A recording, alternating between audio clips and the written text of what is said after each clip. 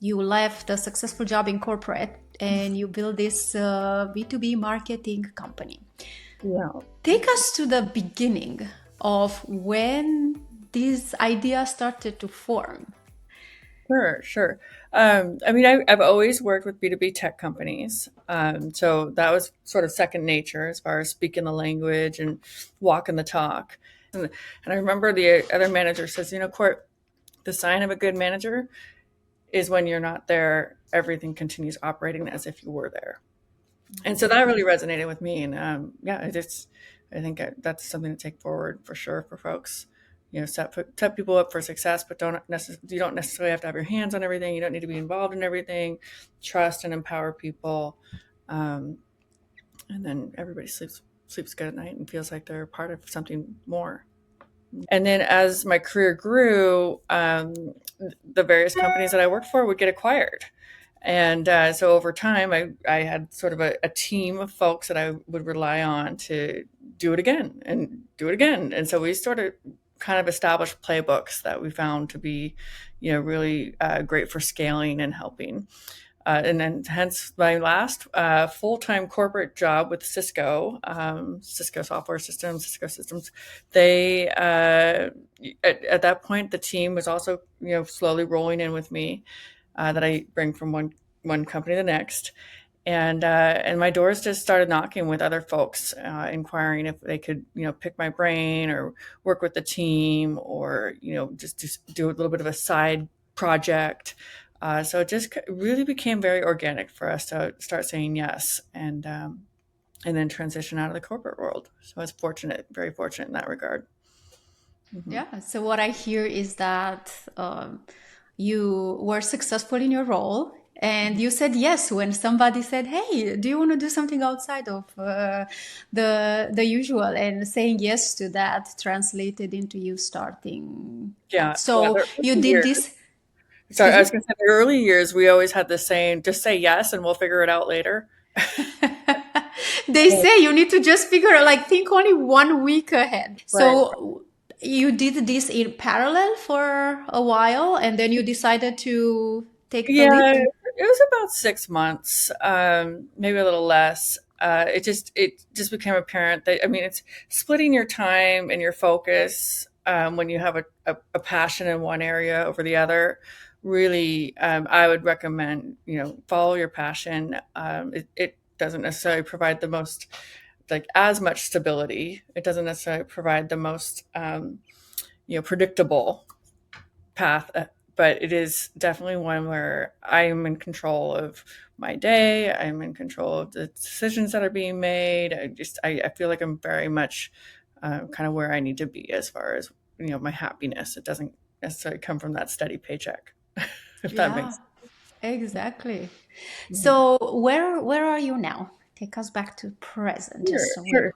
So when we formed Expert Marketing Advisors, that was about 8 years ago. And it was before the pandemic, and then of course we weathered that. We also took on just a little bit of funding, and then we did an acquisition. Enrolled so again. We work with companies that ultimately get acquired, so we acquired one of our own, and now we're positioning to actually exit on our end sometime in the next 3 to 5 years. So it's That's it's wonderful. stabilized quite a bit. Mhm. Okay, so I'm going to take you back again. At what time, when you were in at your last corporate position, at Mhm. what point you knew that okay, it's time to take Yeah. the final leap? Um, I had been settling into Cisco for, a couple of quarters, and the workload from them was starting to grow. And I was taking on, pieces and deliverables that would be longer tail and more commitment for me to really focus on Cisco. Meanwhile, Expert Marketing Advisors was also growing, and it was just becoming very. I'd take every other week off. I'd take a day here and day there, just to try to balance the personal company growth, and it just became very obvious. Like, okay, it's time to flip the switch, and take that leap. So yeah, It's a little scary. I always say to folks, you don't know what you don't know. And you look back at it and you're like, gosh, I had no idea to, set up an LLC or an S corp, or, all these things that are actually not marketing, which is our expertise, but things that are really much more business owner components, and bringing that all together in the bigger picture. Mm-hmm. You mentioned a few times that it was scary, and I think it's any time when we are making a big change and Right. we're ready to give up of something steady. Mhm. Um, it's there is that scare factor because, as you mentioned, we don't know what we don't know. What were some of the things that were the scariest for you?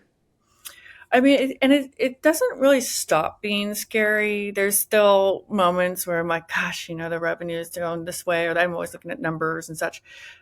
So it's not that that really goes away. I actually use it a little bit as a motivator, in the sense of telling myself and telling others, anytime you push yourself out of the comfort zone, you grow. So if you're doing something that makes you uncomfortable, don't be afraid of the outcome. You will ultimately grow no matter what from that experience. Which I always like living in a state of change, and not getting too uh, just too set in ways. It's always nice to have that. That was my encouraging moments across some of the bigger bumps that we had. The pandemic is a Mm-hmm. perfect Mm-hmm. example. So kind of like when you faced fear, you that was an indication to move towards it because Right. that indicated an area of growth.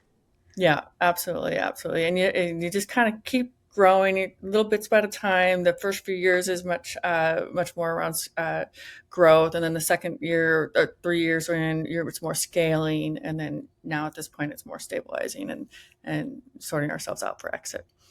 So yeah. At what point in your journey? So after you made the decision to dedicate full time on your business, at what point you felt like, okay, this is working, and maybe you felt that fear less Hmm, hmm.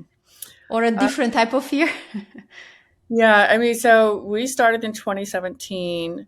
2018, we were starting to get a little bit more of, like, everything wasn't just ad hoc. We had templates, we had things in place, we had, things to rely on. And then 2019, growing the team. So I think 2019 probably was right about when we said, okay, we've really got that confidence even more so, and the fear was lessening. And then we got hit with the pandemic in 2020, and it was Mm-hmm. just completely threw us through. We, a lot of folks we work with, they look at either the salespeople. If you're not making your number, you were on the chopping block. Marketing, let's squeeze marketing back and cut that budget, and then double down on customer success and retain the customers that we actually have. So we weathered it, and I think coming out on the other side of that, actually had a lot of lessons learned. A lot of things say, okay, we let's not get into that situation again. Let's make sure we set aside enough of a run rate. All of these components that we didn't have the hindsight to put in place. Mm-hmm. So it seems like the pandemic was one of the biggest challenges that you had to Yeah. face. Hmm. And you mentioned learnings. Yeah, yeah. I mean, I feel like if we can make it through a pandemic, we can make it through pretty much anything. Uh, I think most of us learned that. I'm like, okay, the whole world stopped. I think we can right, take a day off. We right. can we can figure it out. Bread and sleep at night. Hmm. Yeah. So what were some of the lessons that you've learned as you navigated the biggest challenge? Yeah, I mean, well, and this one I actually learned a long time ago. But I have a tremendous amount of pride in the team and the folks that choose to work at Expert Marketing Advisors. I think there's a lot of loyalty and support, and but many years ago, folks, I'm sure have heard this. It's hire people smarter than you, and just get out of the way, and surround yourself with people that are smarter in their various areas.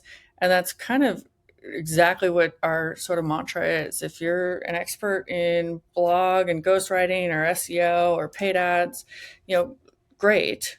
but hand off the areas that you're not an expert in, and work together as a team. And I think that was a big sort of lesson learned for a lot of folks as we set up processes and knew who to reach out to for what. Yeah. And then, like during the pandemic, what were other lessons that, as a team, you learned, or as a CEO, as a leader, Yeah. that formed you? Yeah. I mean, so accounting was super important for us. Having the right CPAs, navigating the Paycheck Protection Program, navigating the EIDL, the disaster recovery piece, some of the other loopholes too. I don't want to call it a loophole, but like Section 139 is for disaster scenarios.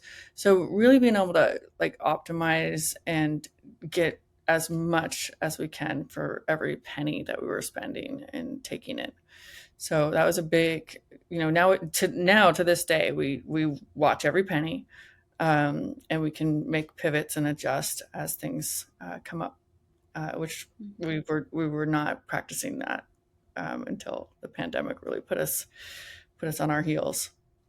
Yeah, So so it seems like hiring a CPA, you also applied your finding someone that is an expert, like yeah, finding the best people that were able to find those opportunities and those aids that are there and often go unused, right, right. and take advantage of those. So pandemic was a big challenge for everyone. What are other challenges that you have encountered on as you navigated Yeah, you're yeah. No, becoming great. successful? I think another one that I've learned is, yeah, I mean, definitely trusting your gut and your instinct. But I've been told in the past, the day that you think you should let go of someone, or the day that you think that the person is maybe not in the best position for their success, is actually the day that you're probably like 3 months late on that. Like you Mm, and I want to hold on to folks. I want to try to coach, mentor, try to set folks up for success. But ultimately, it's that you're also kind of hurting the larger team. So I've learned to really listen to myself a bit more and act faster than before. And I think it ultimately, yeah, again, it helps the larger sum of parts. Mhm. what were some of the things that you felt for you that was it was hard to sense that a team member, it's not necessarily a team member, Yeah. but not listen to that voice? So Yeah. what do you think was I mean, preventing you from listening to that? this sounds awful, but they always say, oh, it's lonely at the top, and I'm not like at the top or anything of that sort. But I really consider the team. We don't have a hierarchy. We are all in it with skin in the game, and we're all, so when you're making a decision whether or not somebody's in the right place or has the right role, it was harder on my end. I feel because there were personal components that I just get a little more of that nostalgic friendship and personal component. Again, in business is the larger sum of the parts. So it does take that sort of step aside and look at it more objectively. Hmm. Did it get better, or is Yes. Yes. But I mean, you never fully have everything figured out, right? So I mean, yeah, you might take a step forward and two back, but yeah, there's definitely the ones that kind of resonate most are, for me, the failures are the ones that I'll repeat over in my head and iron out how do we make sure that doesn't happen again. You can have 10 successes and one failure. It's that failure that's really like I'm drilling into myself as far as, okay, let's take responsibility and sort this out. So personality trait, I suppose. Yeah, yeah. What would you say, Courtney, were some of the major stepping stones that were foundational in order for you to get now into a place to Sure. consider an exit? Yeah. So, I mean, one thing I always tell folks, if you've got mentors or you have people in your network that you admire, that you look up to, or, that have kind of already gone down a path similar to the one that you're looking to take. Pick their brain, reach out. The times when I haven't had strong mentors are the times when I look back, I'm kind of flailing a little more so. So that's important. Our milestones, whether we cross the 1 million mark or whether we cross the, 401k benefits or distributing equity, all great and part of the larger sense of pride that comes. But you work toward those and knowing, okay, where do I want to be in 3 to 5 years? Now let me work backwards and map that out to keep us all on track. So yeah, the milestones are all important, but also really listening to what other folks have gone through. So yeah. Mm-hmm. How did you find your mentors? Yeah, I think I've just been really lucky. But at the same time, like-minded people find each other. So, this goes back pretty much, in my later college years, all the way forward to now. And just being able to talk shop and be direct and be honest and be vulnerable and, authentic. So I think across the entire career path, I've had folks that take an interest because I'm also taking an interest in them, and it goes both ways, finding those connections. Mm-hmm. So So I think very giving important. before receiving. Yes, yes. Yeah, Exactly. Yeah. yeah. I know that a lot of people that are starting on this new adventure, to start their own ventures, to have their own little Right. business, like small business, and the little venture on a side. Mhm. One of the top things that they're afraid of is the customer acquisition, like how So, to acquire customers. And I would assume that since you're successful, like you did something well on that side. What yeah, would you say that was? the first year you're sort of selling all over the place, or at least I was. Um, and, we would have a big fish and then a little one, like, and we were just all over the map as far as, and that probably comes from say yes to everything and figure it out later. And then we learned the power of no. And this is not a good fit. We're not this is ultimately going to lead to 3 or 4 months of like painful, sort of push pull. And we started realizing where we do really have our sweet spot and kind of staying in that lane. So I think that that was a big one from the selling point of view.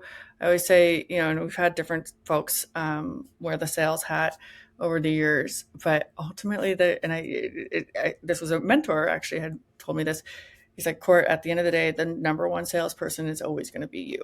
The number one salesperson is always going to be the founder, because you know where all the buried bodies are. You know where the success stories are. You know you've got that passion already. So it doesn't translate as easily for somebody that comes on as a salesperson. That being said, they can be great and you can set them up for success, but ultimately that you never really take off the sales hat as a founder. Yeah. Mhm. So learning those. The other thing that I know folks are struggling with is this idea, like how do you differentiate, like in this very competitive market? What would you say is your key differentiator, and when did you find it? Yeah, I think that's a great question. Our key differentiator is just the team as a whole, collectively, the experience is hyper focused on B2B tech companies and goes back, 20 plus years at this point. And when we put it all together, it actually sums up to, you know, decades and decades. So that really is sort of the differentiator. I personally feel like it's also the trust component, having that trust in the people that you work with and the integrity. So really operating with transparency and honesty, it makes a big difference too. So not to say that Mhm. others don't do that. I feel like we're really hold ourselves accountable first. Mhm. Mhm. What is a story that you tend to say more often, like when you're talking about your business?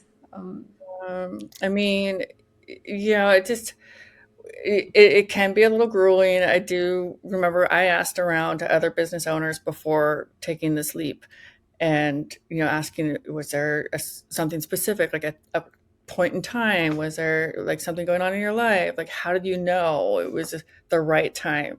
And all of them came back and said, there is no right time. It's like having a kid. You're like, there's no exact right time to have a kid. You just, you just kind of dive in. Same with, you don't know what you don't know. And nobody told me, hey, by the way, like there's no parachute. You can't just walk out the door. There's no like you can't. You are the core of this from the beginning, and you've got a longer road in the sense of I can't just all of a sudden take a full-time corporate job again. It's once you kind of go down that path, you got to really, you're in it. So as a result, here I am 8 years later, which if folks look at my past, I was kind of a serial entrepreneur startup person, and I would jump every couple of years. And now I'm like, okay, we're steering the ship. We can't exactly jump off the ship. So Hmm. So yeah, I've it's gotten like, better. Yeah, you do obviously as the years progress, you get to a point where everything's handed off, the processes are in place. I am not a critical component of the overall success, but it takes time to get to that point. Yeah, mhm. But you cannot just decide and say, I quit. exactly, exactly. Yeah, you Yeah, you you signed off that luxury when you started. Yeah, you're exactly. you're in Yeah, it for good. yeah. The skin in the game is real.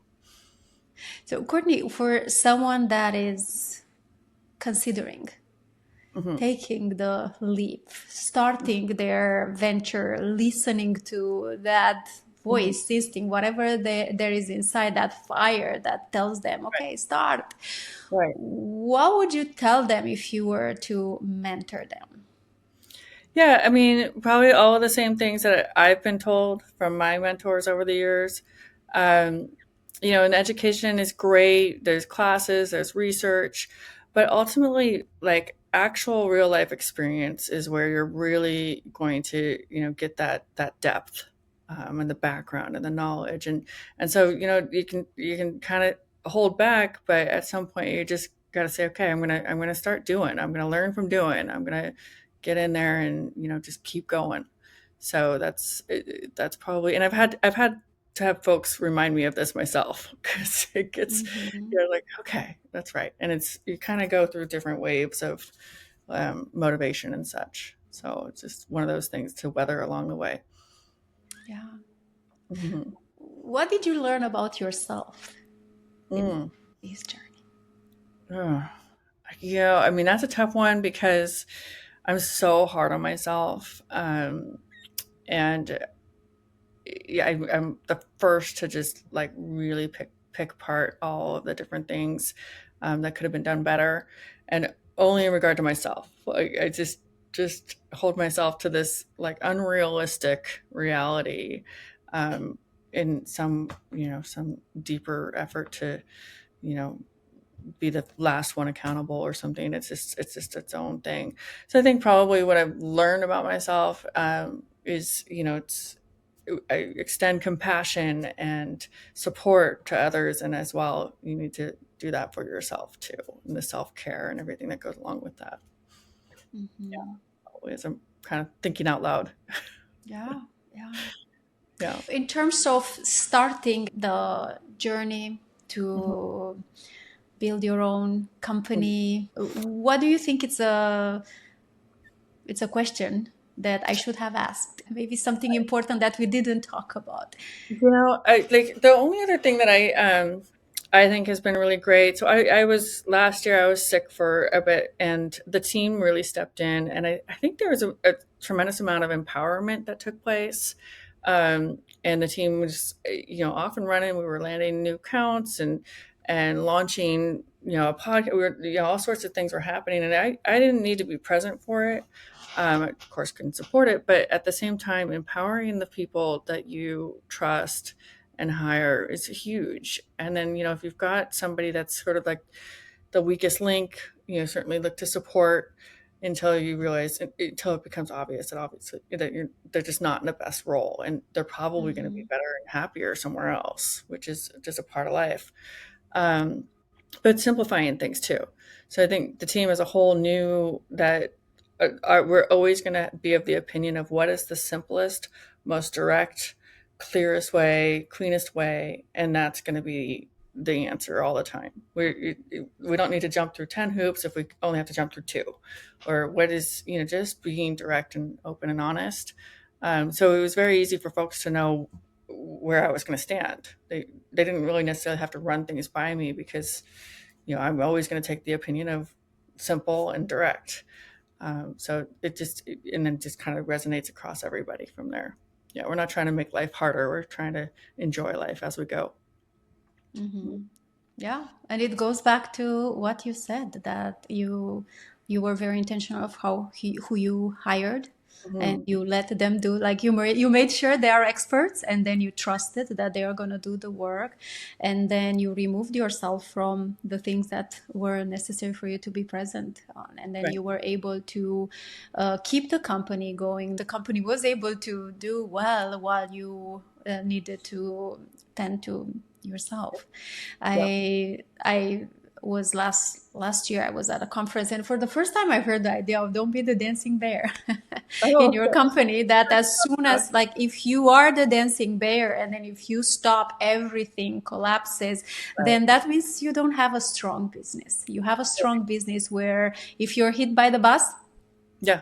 Everything continues. everything continues. Like, there are things in place. It's unfortunate, but the company survives, so that places you in a position to consider an exit, Right. and like to be a strong candidate for that. And I think it relieves a lot of stress and Yeah. Yeah. work-life Way balance. back, I had somebody say, and I was managing a team of just under 100, and it's like, well, I can't leave the floor. I've got to take care of this, and I remember the other manager says, Court, the sign of a good manager is when you're not there, everything continues operating as if you were there. And so that really resonated with me. And I think that's something to take forward for sure for folks. Set people up for success, but you don't necessarily have to have your hands on everything. You don't need to be involved in everything. Trust and empower people, and then everybody sleeps good at night and feels like they're part of something more. Exactly. And it's not an easy thing to do, like to trust someone new, like to trust, Yeah, but where, like, it's kind of go back to that thing, like easy, like easy now, hard later. So right, if right. you Yeah, take the easy path, like being the micromanager and then telling everyone what to do, it feels like yeah, you're in power, you're leading everything. But then later on, when you need that, right. everything can Yeah, collapse. It's brittle. But if you're doing the hard things now, having the hard conversations, yeah, yeah, letting go of people that are not in right places, the people that you would not be able to count on yeah. should an emergency arise, Right. then that places you for success later on. Yeah. So The micromanaging does also create there's a sort of a chaos that comes with it, um, as opposed to, guiding and learning from mistakes and letting those things happen. I always would tell people, listen, I can absolutely help and support if I'm the first to know, but if I'm the last to know, it's very hard for me to help support and resolve. So, it's best if your instinct is telling you, hey, this might be a little off, or hey, there's something, that needs attention over here, then more than likely trust it and pull in other folks to get that second set of eyes and such. So, yeah. thank you so much, Courtney, for taking the time to share your story. I know that it will inspire others, because there are so many people who are stuck in their corporate job, hoping that at one point they will take the leap, but it's been years and years, and another year passes, and they don't find that. So I hope that your story will be something that will inspire, will provide an insight for someone to at least test the waters Right. and try to see what they can do, and whether that's possible for them, or even if that's the thing that they Right. want to Right. pursue. Exactly. Where can people find out more about what you are doing? Yeah, yeah, sure. I mean, we're expert marketing advisors. Simple as that, expertmarketingadvisors.com. Same with the email, Courtney at expertmarketingadvisors.com. Um, and you can, of course, find us on LinkedIn and such as well. So, yeah, great. Wonderful. Thank you so much. Of course, my pleasure. I hope this episode gave you some inspiration for reaching your goals. If you found it useful, please hit the subscribe button. This will help me bring you more inspirational stories to support your own journey to point B. Thank you.